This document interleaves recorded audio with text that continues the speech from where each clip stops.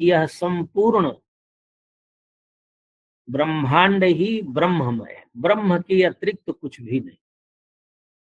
यह सिद्धांत है हमारा, और उसी से समग्र सृष्टि हुई है। यह दूसरा सिद्धांत है कि ब्रह्म ही कारण है। तो एक हो गया समष्टि और एक हो गया व्यष्टि। उस ब्रह्म की व्यष्टि क्या है? तो कहा उस ब्रह्म की जो व्यष्टि है वह 4 प्रकार में विभक्त है, वही उसको चतुर्पाद कहा गया। उस व्यष्टि को समझाने का प्रयास हो रहा है।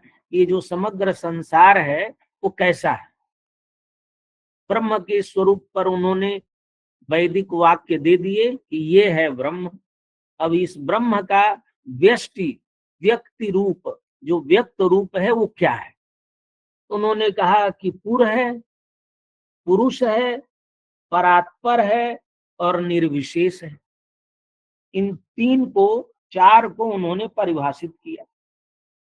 तो कहा पुर क्या है? पुर किसे कहते हैं? व्यष्टि रूप पुर क्या है? तो कहा जो भी कुछ बाहर दिखाई देता है वह सब पुर है। तथा ही इदम सर्वम यावत इह किंचित बहिर्धा दृश्यते स सर्वोयम विकार संघ भूत ग्रामत्वात् आत्मग्रामत्वाच्च पूरम इति अभिधीयते। जो भी बाहर जो भी कुछ दिखाई दे रहा है वह सब पुर है, और इस पुर को उन्होंने एक और शब्द दिया, उसका नाम है विग्रह।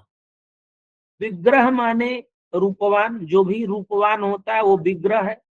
उन्होंने कहा विकार कूटा नाम एसाम आत्मना विगृहीतत्वात् आत्मनः वैविध्येन ग्राहकत्वात्।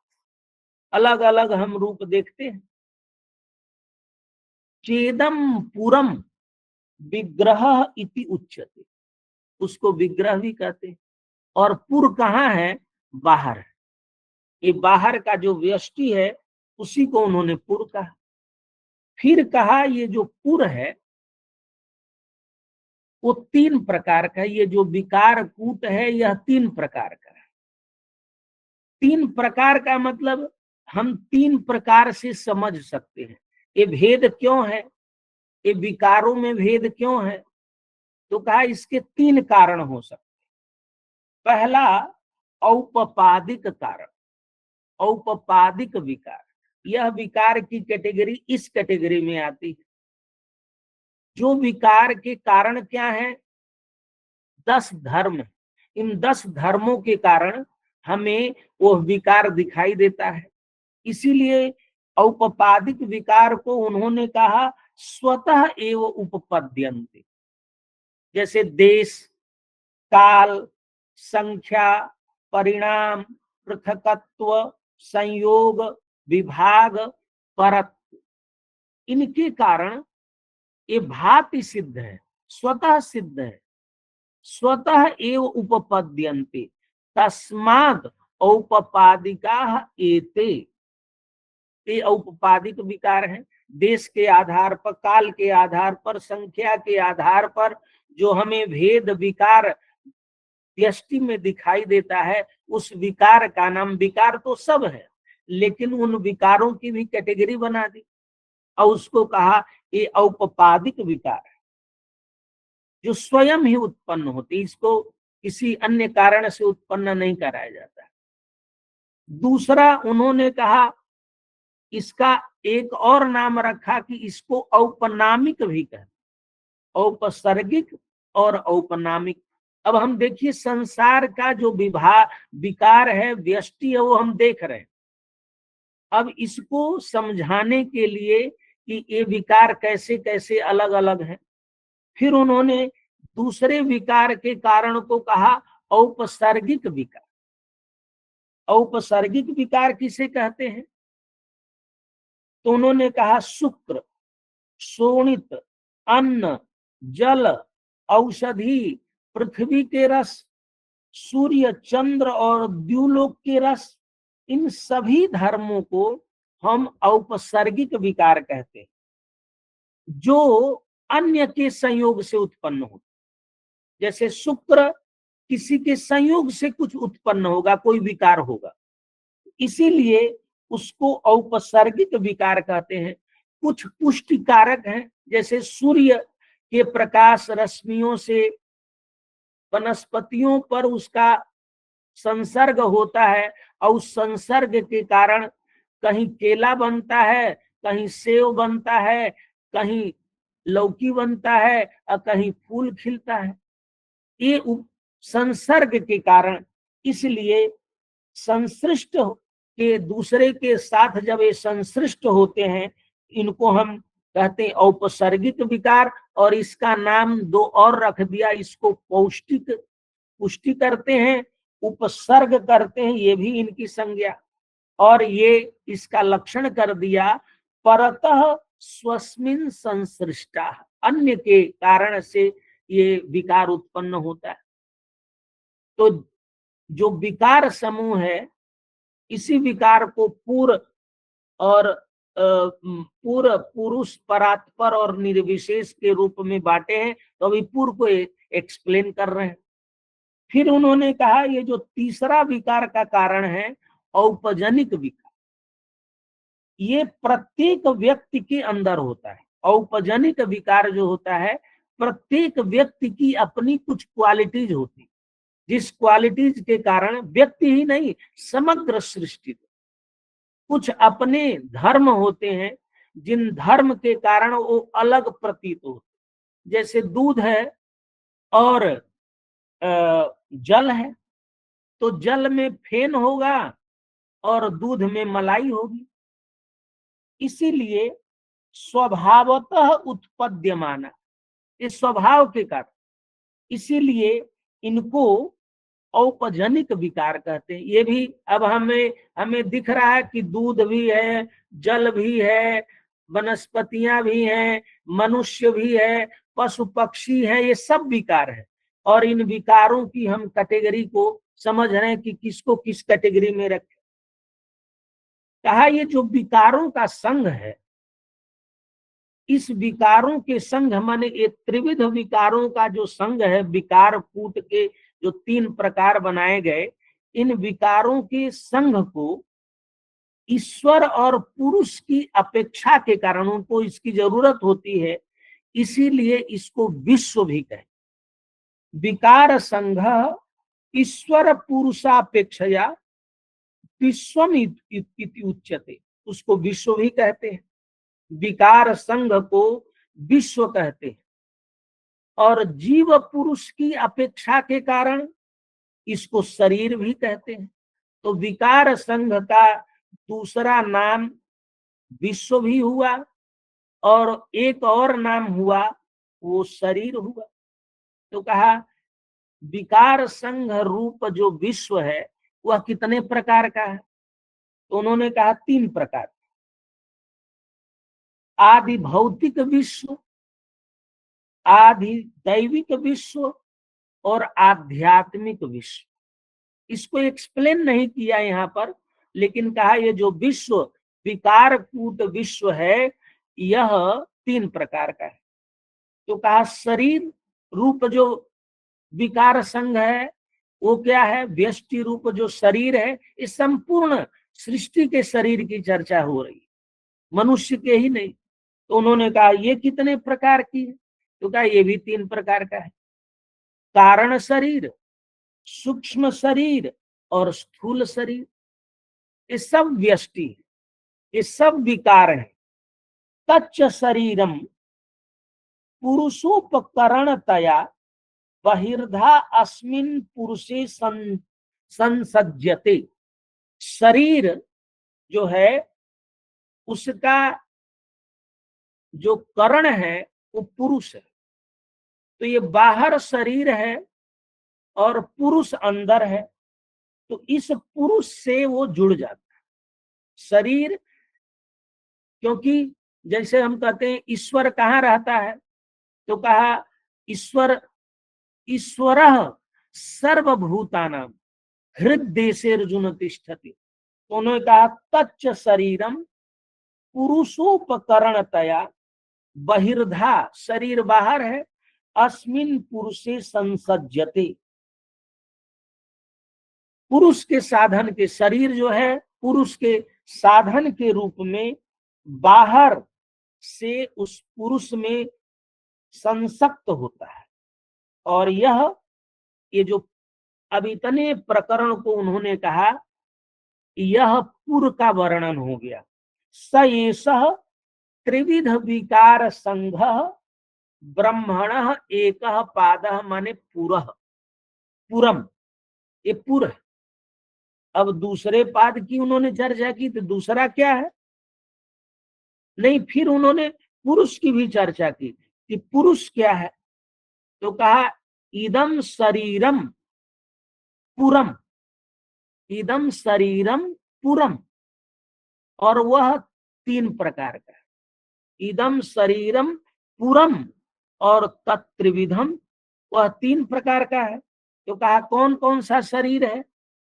तो कहा ये शरीर आत्ममयम, दैवतमयम और भूतमयम। इस शरीर को ही पुर कहते हैं, शरीर को ही विश्व कहते हैं, शरीर को विकार संघ कहते हैं, और यह 3 प्रकार का है। तो कहा पुरुष क्या है?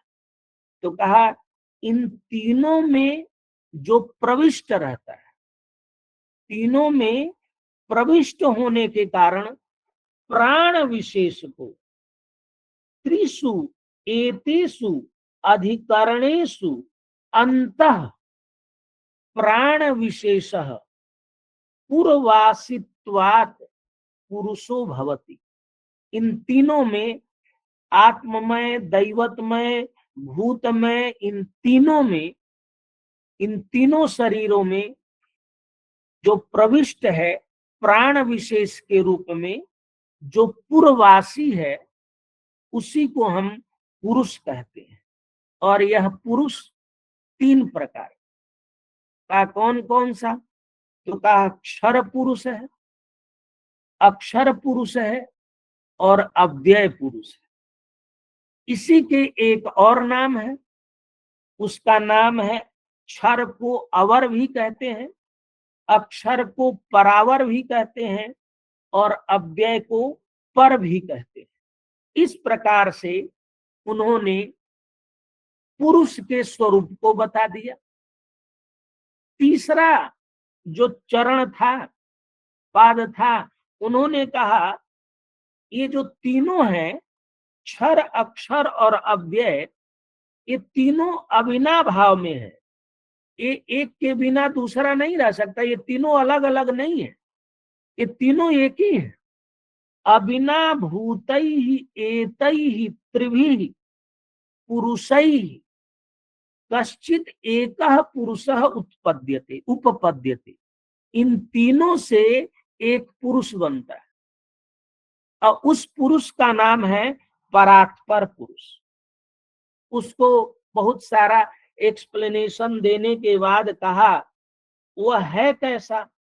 तो कहा तेन सर्वविध बल विशिष्टम एनम नित्यैक रसम परात्पर भावम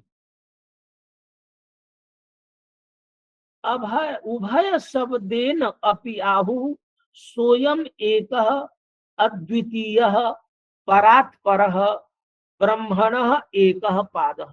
उसको अभय कहते, उसका एक नाम परात्पर पुरुष का। और परात्पर पुरुष किससे बनता है? इन तीनों क्षर, अक्षर, अव्यय से, ये तीनों से एक पुरुष बनता है। कश्चिद एकः पुरुषः उपपद्यते। घर जाइए मनीष जी, घर जाइए। उसको परात्पर पुरुष उन्होंने कहा। चौथा जो पाद है वो कौन सा पुरुष है? निर्विशेष तुरीय। तो उन्होंने कहा ये क्या है? तो कहा स रसः निर्विशेषः इति उच्यते। यथा परात्परः सर्वधर्मोपपन्नः ब्रह्म भावः आख्यातः। परात्पर जो पुरुष है वो सर्वधर्मोपपन्नः ब्रह्म भावः आख्यातः। तथा अनिर्वचनीयश्च वेदे श्रूयते, उसी को अनिर्वचनीय कहते हैं। तस्य निर्लक्षणतया विशिष्य ज्ञानाभावात् अज्ञेयत्वात् सोयम निर्विशेषो विशुद्धैकरसः। सोयम निर्विशेषो विशुद्धैकरसः ब्रह्मणः तुरीयः पादः। ये क्योंकि व्यष्टि में भी उन्होंने एक स्वरूप बताया कि ब्रह्म से सृष्टि कैसे होती है। ये चार पाद उसके बताने के बाद अब एक एक पुरुष का निर्वचन कर रहे हैं। क्षर पुरुष, अक्षर पुरुष और अव्यय पुरुष किसे कहते हैं। अभी तक उन्होंने कहा एक क्षर पुरुष तीन प्रकार का है। अब उन्होंने कहा जो आपने त्रिविध प्रकार के माने क्षर के बारे में जो आपने स्वरूप समझा था, वह क्षर पुरुष पांच प्रकार का है। क्षर पुरुष आश्रितोयम विकार संघ शरीरम उच्यते। क्षर पुरुष भी किस प्रकार का है, तो उन्होंने उसके पांच स्वरूप पर चर्चा की। वह पांच शरीर क्या है? कारण शरीर, सूक्ष्म शरीर, स्थूल शरीर, प्रजा वर्ग और वित्त वर्ग। ये जो व्यष्टि का हम लोग विश्लेषण कर रहे हैं, यह विश्लेषण केवल कथनात्मक है। हम केवल कह सकते, कर नहीं सकते, न इसका प्रैक्टिकल दिखा सकते कि देखिए इसको ऐसे जोड़े ये हो गया, ऐसे किए तो ये हो गया। केवल कह सकते, इसका वर्णन कर सकते। और साइंस वाले ये दिखा देते हैं कि देखिए इसको इसको किया तो ये बन गया, इसको इसको किया तो ये बन गया।